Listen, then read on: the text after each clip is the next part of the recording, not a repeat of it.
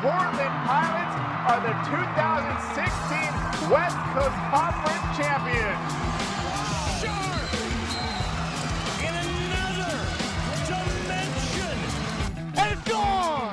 A walk-off two-run home run by Tate Budnick, and the Pilots win it! The Portland Pilots win their first national championship in overtime! Welcome back to the Portside pod. I got to be honest, last time that we closed up our last podcast, I said Niners by 60. It obviously didn't go that way. But, you know, there's always next season. I don't know what to say. I'm a little bit at a loss for words about it. I'm still a little bit hung up and mad about it. But what do you got, Henry? I know you're probably just going to destroy me, but no, I think Jimmy G looked really good in the fourth quarter, so that's always encouraging. Yeah, no, it was bittersweet as a Seahawks fan for sure, but excited for the future for both of us. Yeah, we're also joined here by Coach Bryant Ferate. Did you watch the game, Coach? I did. And it was basically, are you rooting for Richard Sherman or are you rooting for Frank Clark? Yeah, true. Two former Hawks. Yeah, that's where I was at. Yeah. what do you got on Sherman kind of getting shown up at the end there? He was a big reason why they had so many open downfield passes. Is that a little bit like you're like, thank God he's not on the Seahawks anymore? Or No, I like the Legion of Boom. I was bummed that he got burned, but Twitter likes zooming in on one play. Yeah, that's true. I've definitely zoomed in on that but I love Sherman now. I used to hate him, did not like him when he was on the Seahawks. But He's one of those guys where you hate him unless he's on your team. Yeah. You absolutely love him. Yeah, you really hate him when he's guarding Michael Crabtree in the corner of the playoffs. Yeah, no, that was not my favorite moment ever. But Pretty historic. yeah, so anyways, let's get off of the Super Bowl topic because I'm still a little bit hurt. Ferate, you've been here for a couple years now. You know, you've done a lot of work with us, and we've obviously got to see the side of that. But what has been your favorite part of being a part of the Portland Pilots so far? Favorite? I'd say my favorite part, honestly, is just the day-to-day of just being able to interact with all the student athletes and the coaches and everybody that works within the athletic department. I feel like times people will try to bring it back. Like we'll talk at the end of the year, like what is the one biggest moment of your whole year? And I think that's just trying to make every day like the best day you can. I think that that's honestly been my favorite part, like being able to just be there day to day, help people get better, and kind of work from there instead of just like waiting around. And it's like I'll be happy once this big moment happens. I think it's just like finding the good thing or the great thing in every single day has been my favorite part. Yeah, and actually backtrack, I forgot to mention that you are one of the strength and conditioning coaches here at UP. So that's on me. I'm still a little rattled about the Niners. We should have ended. We should have ended with the Super Bowl recap. I know. Now I'm not even gonna be able to think this whole podcast. Yeah. But what teams are you working with specifically right now? I know it's kind of everybody takes every team, but yeah. So it's the sports performance department is me, Richie, and Griffin. And then we have all of our own like team responsibilities, but like a big part is we're just as much a team as like all the student athletes being on a team and helping each other out. So we'll help each other with teams, but specifically I have baseball, men's soccer, women's basketball, and then men's cross country. Those are the ones I'm primarily in charge of throughout the year. But going back to that is like we're always helping each other. So we'll have like 2 or 3 coaches on the floor helping out with teams or individual adjustments. But those 4 are my primary group that I get to work with every day. Yeah, and do you guys kind of have like a meeting before the week of training and kind of talk about what direction you're going with the team, just in case, like just so that you're not like kind of introducing workouts that, you know, maybe Griffin's team is he's the one who's in charge of, or are you guys just kind of like letting ideas flow? No, so I mean that's one thing is like we really try to preach to the athletes is there's a plan. And we're able to adjust off of that, but like big thing is just educating that plan. So we'll plan that in advance, like knowing like, hey, like for example, this week is a big academic week for student athletes.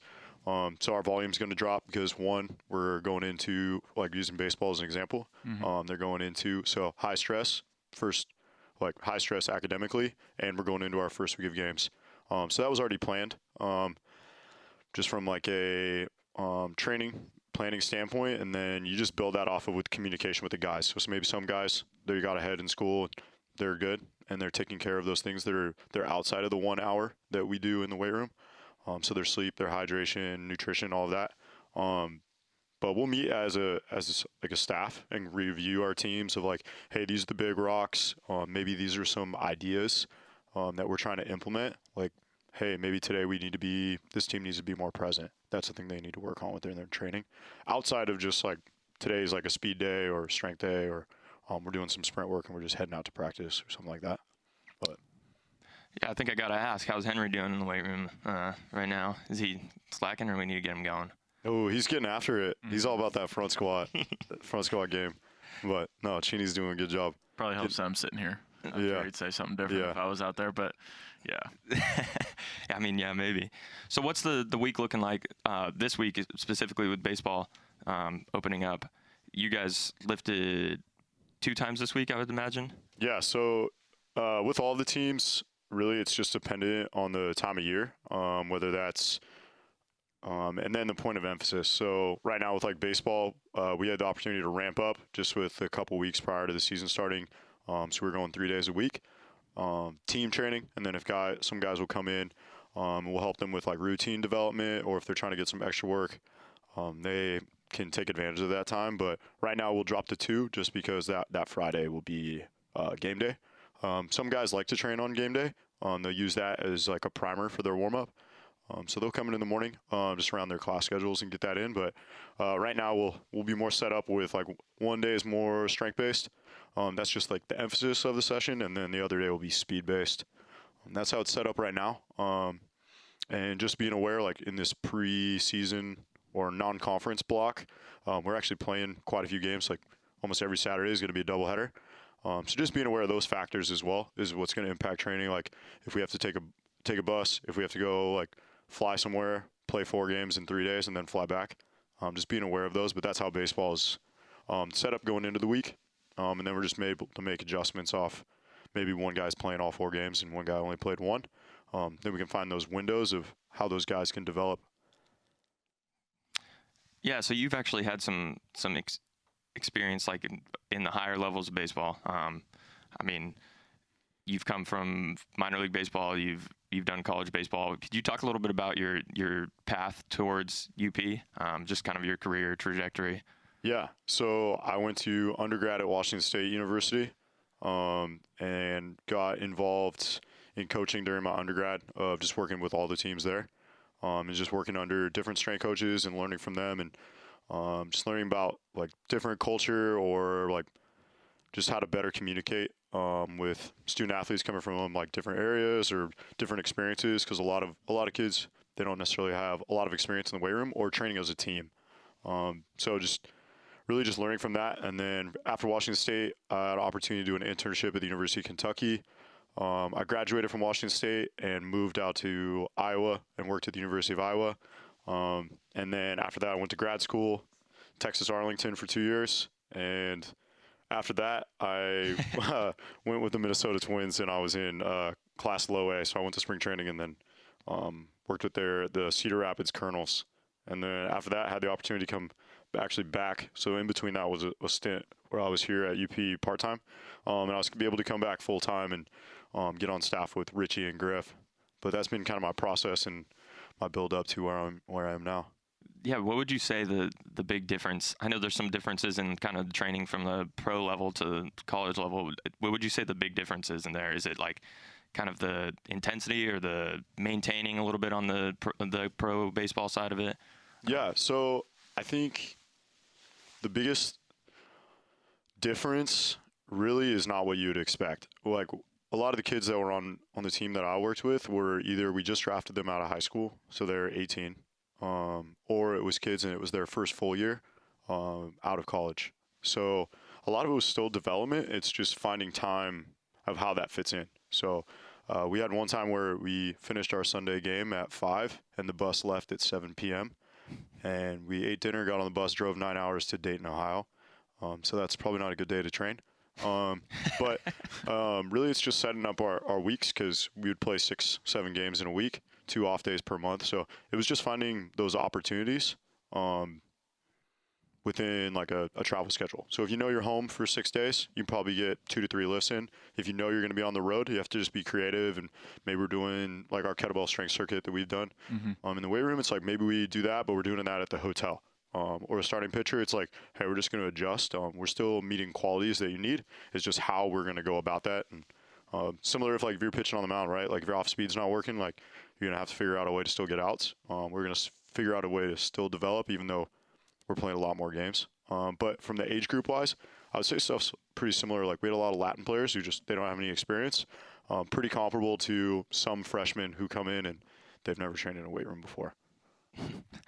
Was when you decided to go into strength training, was it something that you were a big lifter and you were like, oh, I want to teach this to other people, or was it kind of something else that got you going with that? I feel like a lot of coaches have the same story. I mean, I wish I had a performance coach when I was younger. That was just something that just a lot of the education and the player development was like in high school. It was like no matter what sport you play, they were like, oh, just go do the football program. Like you'll figure it out, and like that will help you with X, Y, and Z, whatever sport you play. So that was just something personally I like wanted more direction. So I connected with some coaches, and I knew I wanted to coach when I was younger. I just want to have that opportunity to like impact and develop and like help people find small victories and the things they can improve at, and help people achieve their goals. So I just kind of knew that growing up. Both my parents are high school teachers. My dad used to coach baseball, so I was around that. And then, yeah, I just kind of was like, okay, this is fully in control of like how good of a coach you can be. Is like, are you going to read books? Are you going to listen to podcasts? Are you going to talk to coaches? Are you going to reflect? Are you going to journal? And a lot of those, I was like, okay, all that's within my control, and like that's the path I want to pursue. Yeah. Is that? Yeah, absolutely. Yeah, no, I was just going to talk about going back to the Cedar Rapids thing where you're working just baseball and then you come back to UP and you kind of talked about working all those different sports. How does that balance go from just going full-time baseball to now working at cross-country, women's basketball, baseball? I know you kind of talked about this before, that you'd like working with multiple teams compared to just maybe at a bigger school like Iowa where you focus on just one sport. How do you like that about UP? Yeah, I mean, that's going back to what you guys said was like what was one of my favorite moments of being at UP. I think just having the opportunity to meet all the student athletes and just be a part of their day. Like, how can I help them be better today? Or how, if there's a guy that's struggling with something, it's like, how can we help them? And sometimes if you're stuck with one team and you only know 12 people in the whole school, like other than, 12 student athletes, right. Then I guess you know the coaches, but you kind of putting yourself in just like a tough spot. And I feel like that's one of my strengths is just like connecting with people and just really bringing everybody together. It's fun when like you meet student athletes and then you introduce them to somebody else on the team and they have like no idea who they are. I like doing that. That's been my big thing recently. I'm like, do you know this kid? And they're like, no. And then you make them introduce each other. But that's really my favorite part. Then you can feel like you have more campus impact as well. We're just teaching them skills, and like 1 inside the weight room and 2 maybe on the field, and then 3 like in life. And I really, really enjoy that. There's positives and negatives to both of those, but I really enjoy that part. In the minor leagues, like, yeah, you have 25 guys, and depending on who, like some transactions, like maybe the 23, the 24, and the 25th guy are kind of swapping out. But you're around the guys a lot more. But you can still get that when you're in college as well. But by far, like, that's my favorite part. Like, with my time at UP, like, I've worked with every single team. That's been a pretty cool thing. At one point, I've either been in charge of or assisted with for a like semester block every team at UP. So that's pretty cool. Yeah. So that's like, it's fun. Like when you see kids, everyone's like, "Who's that?" And I'm like, "Oh, like I used to work with them like at this time." And just knowing all the kids' names, like that's the first step. And then you build it out from there. Yeah, it seemed like you're a big man on campus. Even when we were walking over here, you had a couple people saying, "Hey, what's up, Ferate?" Oh, yeah. You can always say hello. That's like we'll teach stuff in the weight room. It was like, okay, we want you to be able to know how to like squat and deadlift and XYZ. But Yeah. I mean, I think that's a big thing too, is like be excited to be here, and that will help pick other people up. Like be excited to see somebody, say what's up. But yeah. Yeah, I think that's kind of what the theme of our talks with you. We actually we did our first podcast with Coach Ferate, and we did it in this like a visitor locker room, and the the audio was not great, I'm gonna be honest. So we decided to do another one, but we kind of talked about how the mental side of it is just as big, or just the out of the weight room, off the field side of training is, and just being a good person is really what goes into all of this, goes into like being a good athlete. So you've talked about it a lot throughout our careers and stuff, is kind of just how important the mental side of training and sports and life is. I guess I don't really have like a full-on question about it, but we kind of wanted you to, what is your kind of philosophy of training when it comes to the mental side of it? Yeah. I think it first starts with just the blocks of like what's wellness. So outside of maybe the 1 hour that you're lifting in the weight room, or the 2.5 hours that you're out on the field, is like, hey, do you have a plan? What time are you waking up this morning? And at times in college, you can get stuck in this like checking the boxes. It's like, hey, I need you to get 3 park hours, and then I need you to be at practice for 3 hours, and then you have to go to class. You have to do X, Y, and Z, and then a lot of times we get sped up and we just get caught in this checking the box. Like, I got to get this done so I can do this, so that I can go to bed and I can check more boxes tomorrow. So really, it's breaking it down of like time management and having a plan. And you can even plan out like, this is the time chunk I want to hang out with my friends or hang out with my teammates. But just having a plan. We talk about nutrition, stress management, hydration, and then sleep are more of like our big rocks. And those kind of support that mental development, like, or mindset development, or whatever you want to call it. That supports all of that. So it's really hard when people are like, oh, I need to be mentally tougher. Like, that's kind of like a trendy word, like culture. Mm-hmm. But it's like, if you're not taking care of those, you're not going to be the best you can be stepping out into just your day, not even stepping out in the field. But we try to do more talks. Like, a big part of it is just education. So educate, like, hey, why are we doing this? Okay, after practice, like, what is your process, or what is your routine? Like, with baseball, we've been talking about that a lot recently. So how can you audit your routine? Like, this is my routine. Am I actually doing it? And is it a good routine? Like, is it actually putting me in a position to succeed? And then from that, we've kind of expanded that out to guys who are curious about like the visualization topic. That we spoke on this on Monday. Mm-hmm. We had like a small group of baseball guys that we just talked for like 45 minutes to an hour, and just built out some blocks of that is one component if we're taking care of everything else. Yeah, that's the part that I'm really passionate about. Like, I mean, I love the physical development side of it, but I think there's just a lot more opportunities where we can help people develop like on the mental side, just to be better in their life, and then they're better throughout, like whether that's practice, class, relationships, connecting with people, or training in the weight room. Yeah, because I think the mental side is such a undervalued thing that, I mean, everyone talks about it a lot, but no one actually really focuses on it. And with that talk we had, it was really helpful. Yeah, like at the beginning of the talk, a lot of this stuff I told the guys we spoke to is like, I'm not providing any advice necessarily. It's just like, hey, this is what's worked for me.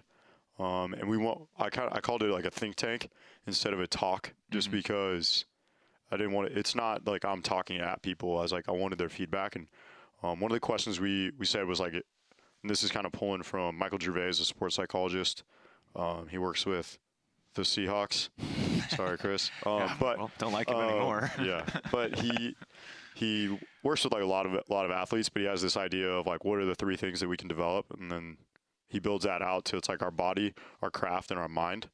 Where think about how much time we dedicate to our craft. So like the average person is working 8 hours a day at their job, and then hopefully before or after their job they go and work out, and then that's their day. But where are we setting time to work on our mind? Whether it doesn't have to just be like mental training, right? It could be like journaling or what we talked about was understanding those 3 big rocks and then building that out to like mindfulness and being able to be present. And then a component of mindfulness is this practice of imagery, which we actually talked about trying to get away from using the word visualization, which is not necessarily that it's bad. I think it's just good to understand the difference, which we talked about. Imagery is using all of your senses. So instead of visualizations, just visualizing yourself doing a task. But that was like a big, just like a verbiage, like, okay, I'm being more intentional, which goes back to the mindfulness. Like instead of worrying about something that's happened to me in the past, or I'm really worrying about something that's going to be in the future, I'm going to be present. I'm just going to be here, and I'm going to focus on what I can work on, whether that's imagery and I'm pulling all those tasks in and I'm getting those reps and creating like almost a movie-like, we talked about, create like a movie-like experience, and you're getting reps on the field versus just visualizing you hitting a home run. It's like, okay, people have probably done that before, and not that that's bad, just we tried to go over some strategies where we can make that better and more of an experience. Yeah, and I think I actually wanted to talk a bit about the imagery piece of it with you, just because that was something that was really hard for me early in my career. I'd sit there and I'd be like, all right, you guys got an imagery visualization session, and I'd be like, well, shoot, I just gave up a 3-run home run. Like, I'm like, it's not even real. And I'm like picturing myself like giving up home runs. And then last year we kind of talked about it a lot, just about the whole imagery instead of the visualization, like kind of creating that whole atmosphere. And we were in Hawaii when we were talking about it the first time, and it was great place to practice. Oh yeah, some imagery. It's pretty easy. Yeah. But we were talking about how you visualize a peach first off. Yeah. Yeah. Right. So just like that example. I'm a big podcast guy, and I just have taken that away from a lot of like Michael Gervais stuff and a couple other coaches, but they just talked about using that as a warm up. So it's like if you're warming up for a game or you warm up for a session in the weight room, it's like how can you warm up your brain for the task, and then you're building. After that warm up, you're building it back to like the process. So instead of just like seeing, if we're using baseball or like basketball as an example, it's like instead of seeing the outcome of you hitting a home run or striking a guy out or making a 3-pointer, how can you build out like the process of knowing like, I know I'm going to be in this stadium, and I know like my teammates are going to be talking in the background, and I know the stadium I'm going to be playing at is grass. So it's like, okay, I'm going to step on dirt, I'm going to step on grass, and when I get out to the mound, it's going to be dirt. Okay, but building those out, but using the peach first to warm up your senses. So we talked about it, and I won't go into as much detail, but literally it's just like imagine a pitch black room, and there's a peach floating there. Okay, and then it's like you see the sticker, you see the fuzz. It's like the best peach you've ever seen in your life. Like you went to the organic section in New Seasons and you got the best one you've ever seen. And then just working through that process of like, what's it smell like? Okay, you took a bite of it and it tastes like it's the best tasting peach you've ever had. And just working like all those senses to ramp up. And if you just do that like seated, eyes closed, and you just kind of run through that in your head. And then that last portion is like, okay, I'm going to set the peach down and I'm going to take one step forward. And when I take a step forward, I can feel the grass on my feet and I'm walking onto the field. And then you go through that process of whatever routine that you've created for your imagery or visualization session. But just being ramped up for that. And then it's much cleaner instead of just, right, and then you can go down that rabbit hole. Like, that's tough when you're like, hey, I want you to visualize yourself doing really good. And then you close your eyes and you're like, oh, I just did X, Y, and Z, and that was bad. Like, how do I not think about that? But using that peach as a warm-up, just like if you're like, oh, I'm going to warm up before I do my long toss or before I hit in the cage. Yeah, and I think that's kind of where what helped me. It was one piece of obviously it's not like an end-all, be-all, like, but it was something that helped me grow into like a more prepared pitcher, and it really did help my career. But because I was at the point, I got better at it. Like it's another skill that you're getting better at, and I would be at the point where I was visualizing, imagining. I don't know, imaging. That's a word. Yeah. I would be in the dugout. I would be laying down, and I'd visualize myself in the dugout with the peach in my hand, and like the like the sounds around it. And then once I was done with that, I would visualize myself walking out to the mound like before a game, and I'd go like 9 pitches in the first inning. I'd throw all strikes and I'd strike out the side. And obviously that's not like super realistic, but it sets myself up into the like state of mind where I have it's possible. Like I could do that. Yeah. And I think it just kind of just put me in the right mindset more than anything. And I think that's something that imagery can do for pretty much anything in your life. I feel like you could take that, say you got like a big business pitch, like you could definitely prepare that way. Yeah. For the same type of thing. Yeah, and I think it's just a good compliment to also like doing the work. So that was one like quick part we talked about on Monday was just like we also need to like do the work to prepare. So it's that balance of like how are we helping our mental side complement the actual work that we're doing, versus maybe we go and get like a ton of reps in our head, but we're not doing the work that we need to do on the field. And it's just finding a way for those to both complement each other, while you're also getting, then when you get up maybe in the front of your class and you have a presentation, you're like, oh, I've been here before. I've done practice talks to my teammates, or maybe I've just done it at my house because I'm practicing for my class. But then you've also had all these opportunities where you've been up in front of 30 people already. But I think it's just like one is complementing the other, just like your training and that work that you're going to do on the field. But that's huge. That's a cool story. Yeah, no, I love hearing that every time, actually. Yeah, no, it was good for me. We actually had talked to you in our first podcast that didn't get released, and then we talked to Emma Abrahamson, and we told her that you ran a marathon. And we hadn't talked to you since on the radio. What was that like for you? Yeah, it was an awesome experience. Originally, we kind of talked about it before, but the long story short was my best friend that I grew up with, and we went to college together. We always just like challenge each other. Like we'll talk to each other on the phone like once a week. It's always about doing something scary that's like out of your comfort zone. And it's trying to take like your comfort zone and how can we like shift that and get not so much like just get into a zone where like you're gonna grow a lot and you can reflect. And so we always would like push each other like, what's your big thing? And yeah, I picked the Portland Marathon. It was in October, but it was great. And the other side of that was just like for me was finding a way to like do that for other people.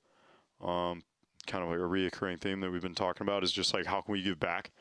And I raised money for Helinski's Hope, which is a nonprofit for student athlete mental health, and they're just trying to get more resources at the NCAA level.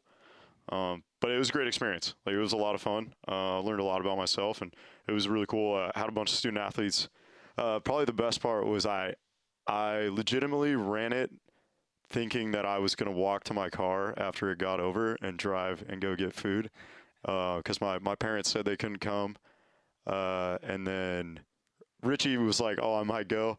And then everybody else was like, yeah, we'll see if we can make it. And then it was really, really cool experience, like a lot of support. There was probably like 12 or 15 baseball guys, 12 or 15 cross-country guys. Richie and my parents made it down, and it was sweet. Cross-country caught me at a good time. I had like 0.8 left, and they actually ran the last 0.8 with me through the waterfront park, which was pretty epic. But That's yeah, it was so awesome. Yeah, it was a good experience. Like the running volume is definitely cut down, but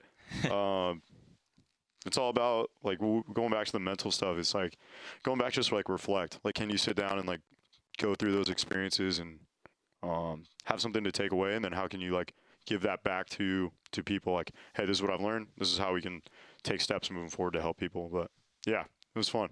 Yeah, no, I did. That's awesome. Just the support, and then I'm sure there was just as much of the mental side of it that went into it as your physical training. Because I'd see you running down Willamette, just getting your work in, preparing for it. But yeah, I mean, once you get into it, it's probably a little different. Yeah, it was a lot. Honestly, it was a lot more relaxing than, or at least the training aspect. But it's just that time where you can like kind of get away and you can zone out. Like a lot of people, like everybody has their own thing, but that was the biggest thing I found was just how much of like a reset it is. But yeah, it was fun. It was It's a triathlon. next? Oh, Or what are yeah, we tomorrow thinking? actually. Yeah. I'll see you there. We'll go to the waterfront campus and Yeah. Just run to Ridgefield. there you go. Yeah, for Friday.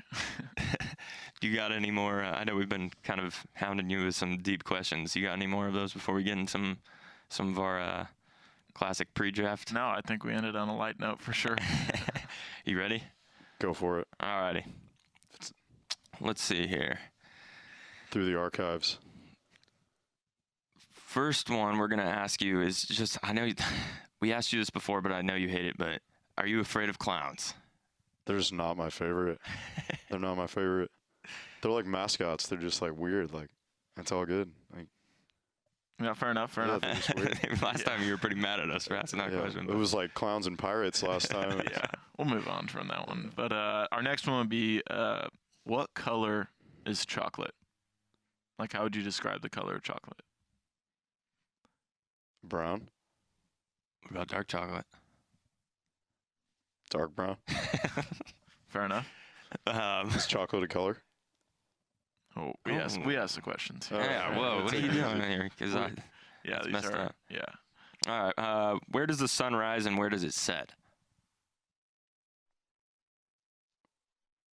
Wait, what? It Northwest. rises in the Yeah, It rises in the east and sets in the west. that's right? Yeah. Yeah, I think so. Check my. Yeah, that's Yeah. right. Oh, yep. And if you were a fruit, what kind of fruit would you be? We asked this last time. And you gave. I don't remember what I said. What are you gonna be now?